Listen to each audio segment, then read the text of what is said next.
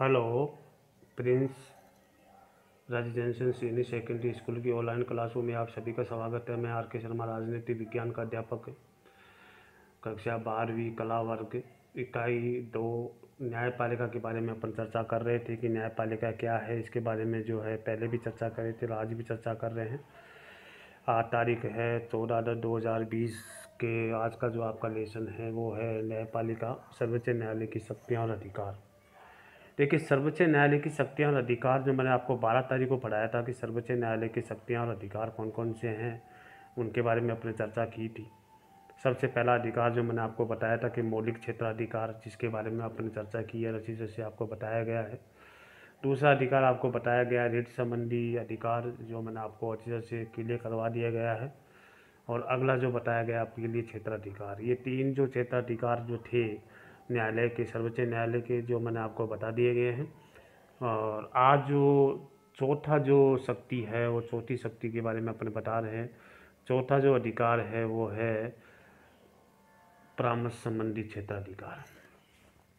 देखिए, इस अधिकार का अर्थ यह है कि सर्वोच्च न्यायालय को परामर्श देने का अधिकार है। इस अधिकार का अर्थ है कि सर्वोच्च न्यायालय को परामर्श देने का अधिकार है यदि परामर्श मांगा जाए तो। अगर सर्वोच्च न्यायालय से अगर परामर्श मांगा जाए तो देने का अधिकार है। परामर्श संबंधी अधिकार क्षेत्र में राष्ट्रपति किसी भी कानून या कानून संबंधी अथवा लोक महत्व के प्रश्न पर सर्वोच्च न्यायालय से परामर्श मांग सकता है। यद्यपि सर्वोच्च न्यायालय परामर्श देने के लिए बाध्य नहीं है। अगर मांगा जाता है परामर्श तो सर्वोच्च न्यायालय परामर्श देने के लिए बाध्य नहीं है। दूसरी ओर यदि परामर्श या मत भेज दिया जाए तो उसे मानना और न मानना राष्ट्रपति के लिए बाध्यकारी नहीं। अगर परामर्श दे भी दिया जाता है तो राष्ट्रपति को मांगना और न मांगना जरूरी नहीं है कि वो माने या नहीं भी माने, वो राष्ट्रपति के ऊपर निर्भर करता है। तो ये बात समझ में आएगा कि परामर्श संबंधी परामर्श जो अगर मांगा जाए तो सर्वोच्च न्यायालय जरूर नहीं है कि परामर्श दे, बाध्य नहीं है। अगर परामर्श दे भी दिया जाता है तो राष्ट्रपति उस परामर्श को माने भी और नहीं भी माने, वो राष्ट्रपति के ऊपर निर्भर करती है। तो देखिए, सर्वोच्च न्यायालय के 4 जो क्षेत्राधिकार जो थे, जो अधिकार थे या शक्तियाँ थी, जो मैंने आपको क्लियर करवा दी गई है। इसमें किसी प्रकार की कोई समस्या नहीं आएगी। फिर भी अगर कोई समस्या आपके सामने आ रही है तो आप मेरे से संपर्क कर सकते हैं। अगला टॉपिक लेके अपन चलते हैं कि न्यायिक सक्रियता और जनहित याचिका क्या है, दोनों में संबंध क्या है, उन संबंधों के बारे में अपन चर्चा करेंगे। तो आइए, हाल ही से के वर्षों में जनहित के मुकदमों द्वारा सर्वोच्च न्यायालय ने साधारणतः शोषित नागरिकों के लिए एक नवीन मार्ग प्रशस्त किया है। इस व्यवस्था के द्वारा जो है न्यायाधीश सार्वजनिक हित के संबंधित मामलों में बगैर न्यायिक फीस और निर्धारित प्रक्रिया से किसी भी व्यक्ति अथवा संगठन द्वारा दायर शिकायत पर सुनवाई कर सामाजिक न्याय की दृष्टि से आदेश पारित कर सकते हैं। जनहित में दायर इन मुकदमों में सर्वोच्च न्यायालय ने जो भी दृष्टिकोण अपनाया है, इससे ही न्यायिक सक्रियता संबंधी दृष्टिकोण कहा जाता है। तो न्यायिक सक्रियता और जनहित याचिकाएं आपस में जुड़ी हुई हैं। ये निम्नलिखित विचारों से स्पष्ट होता है। देखिए, आपस में कैसे जुड़ी हुई हैं, वो निम्नलिखित विचार वो नीचे दिए जा रहे हैं, कैसे सहम होती है, संबंध होता है। तो आइए, सबसे पहला पॉइंट है, सर्वोच्च न्यायालय ने जनहित संबंधी मामलों को मान्यता प्रदान की है।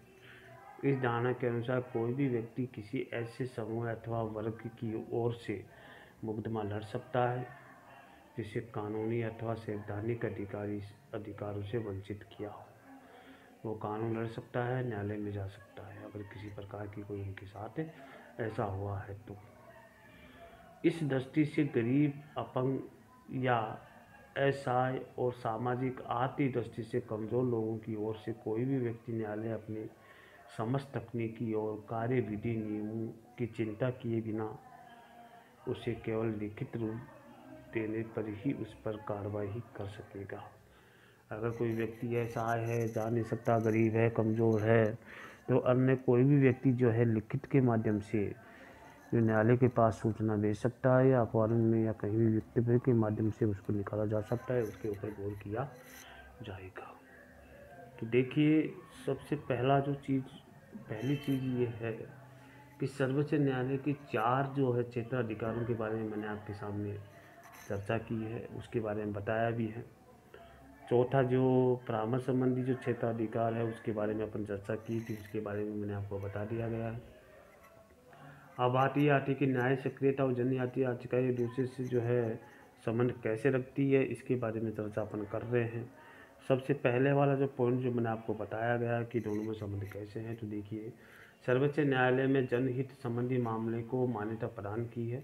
इस धारणा के अनुसार कोई भी व्यक्ति किसी ऐसे समूह या वर्ग की ओर से मुकदमा लड़ सकता है। कोई भी व्यक्ति जिसे कानूनी अथवा संवैधानिक अधिकार से वंचित किया गया है, अगर संवैधानिक अधिकार से वंचित किया गया है तो ऐसे कोई भी व्यक्ति जो है मुकदमा लड़ सकता है, किया गया है। तो इस दृष्टि से गरीब या अपंग या असहाय और सामाजिक और आर्थिक दृष्टि से कमज़ोर लोगों की ओर से कोई भी व्यक्ति न्यायालय अपने समस्त तकनीकी और कार्य विधि नियमों के